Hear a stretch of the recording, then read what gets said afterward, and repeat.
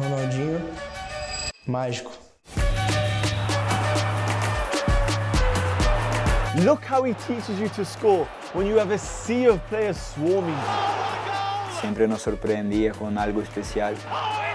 The step overs, the no-look passes, the cheeky grin. His name is Ronaldo the Assist Morera, or as we know him, Ronaldinho.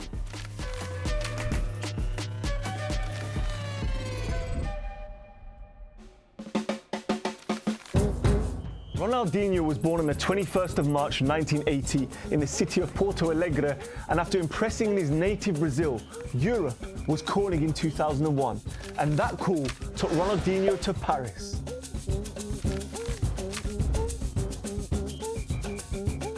Are you even shocked when I tell you that he became an instant fan favourite? Stadiums filled, cameras followed, Paris were buzzing, and the club was suddenly at the centre of it. It was then when Europe was introduced to Ronaldinho. His European debut came in the UEFA Cup against Rapid Bucharesti in September 2001. But it was against another Rapid a month later where Ronaldinho opened his European account. 2 goals in a 4-0 win over Rapid Vienna. The solo runs, the shimmies. A legend was being formed. Paris was the bridge, from Brazilian wonder kid to global superstar. Real Madrid wanted him. Manchester United pushed hard. Barcelona won the race. By the way, we simply must pause it there for a special dedication to Ronaldinho's famous lids.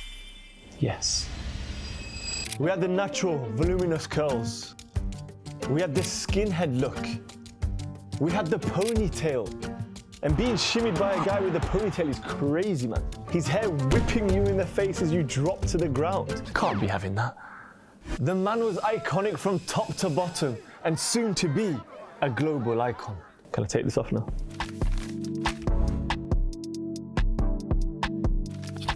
If you think it was just club form that had Europe's powerhouses drooling, World Cup 2002, if you didn't know Ronaldinho before, you did now.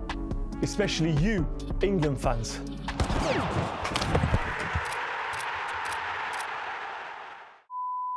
Oh, here we go. He didn't mean it, it was a cross crowd. He meant that. That Brazil team captured football at its most beautiful, filled with players who became footballing legends. I mean, where do I even start? You had Roberto Carlos, Cafu, Kaká, Rivaldo, and R9. World Cup champions, and you cannot tell me Brazil wasn't your second team every 4 years. João Laporta promised a big signing. Beckham or Henry were rumoured. But in summer 2003, it wasn't David, it wasn't Thierry, it was Ronnie. Magic met motion. Fans from all sides couldn't wait to watch him.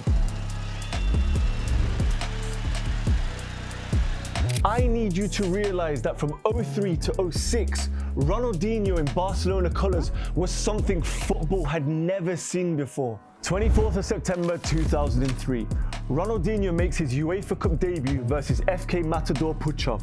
9-1 they won on aggregate. Ronnie bags a hattie and 2 assists. Light work. Do you think the Barca fans were still wishing they signed David and Thierry? Ronnie signed, stamped, delivered. And that gravitational pull didn't disappear on the biggest club stage of them all. The UEFA Champions League. This is where legends are measured. An assist on his UCL debut. Brilliant ball through, and what a finish to follow. Followed by 2 goals in the group stage, with one being a last-minute winner against Milan. Oh The Milan. Nesta turned, Gattuso brushed aside. These are the kind of players you try and survive against, not finish. Ronaldinho wasn't shining against nobodies. He was bending history's toughest defenders to his will.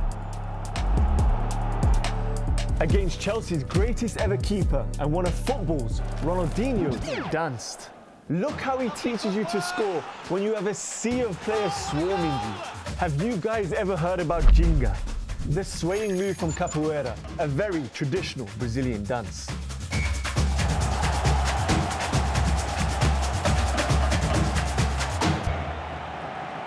By 2005, there was no longer a debate. Ballon d'Or winner, even without a Champions League title to his name. Do you know how crazy that is? That's unheard of in today's football. No European crown, no Ballon d'Or. Still, there was only one thing left to conquer. The hunt was on. In 2006, Ronaldinho became the problem every team had to solve. And this time, he took his revenge on Chelsea. Pause it right there. You see this? This is criminal. This is John Terry, one of the world's greatest ever defenders, falling into Ricardo Carvalho, another great defender. Oh my days.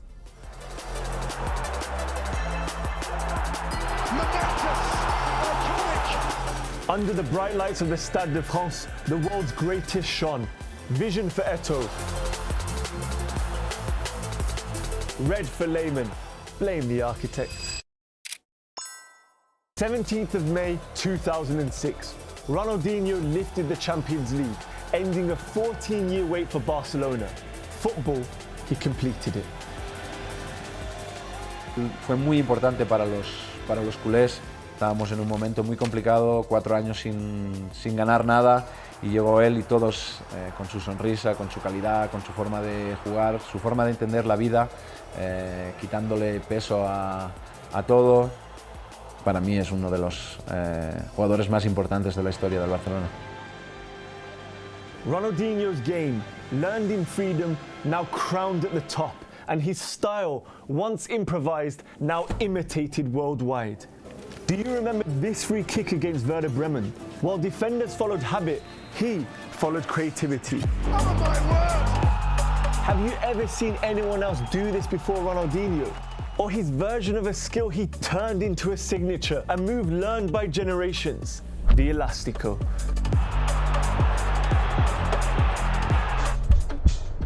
Oh, it's absolutely extraordinary! If so, let me know in the comments. You see, with Ronaldinho, moments never ended in applause. They became culture. Italy was the next destination, number 80. Ronaldinho swaps Blaugrana for I Rossoneri. And the magic, of course, followed him. In his first European start for his new side against FC Zurich, 1 assist, the only goal, the tie settled. His Champions League debut for the Rossoneri came a year later, against FC Zurich. But his first goal, that came against far sweeter opposition.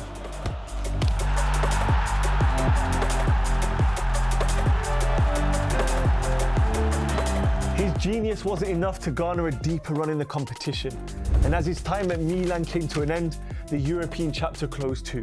His final UEFA farewell at home to Ajax. Ronaldinho in the Champions League, 47 appearances, 18 goals and 13 assists, 1 title to his name. When he retired in 2018, it hit us.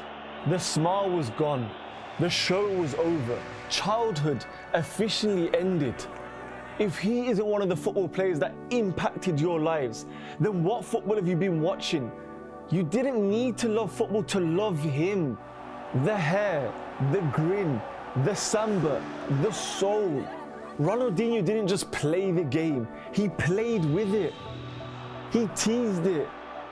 He turned stadiums into playgrounds and defenders into spectators. Every pass carried joy. Every dribble felt illegal. Every moment reminded us why we fell in love in the first place. He made football smile. And even now, years later, wear a Ronaldinho shirt anywhere in the world and you're met with a nod, a grin, respect. Legends don't retire. They live on in memories, clips, stories, and children trying the same move in the park.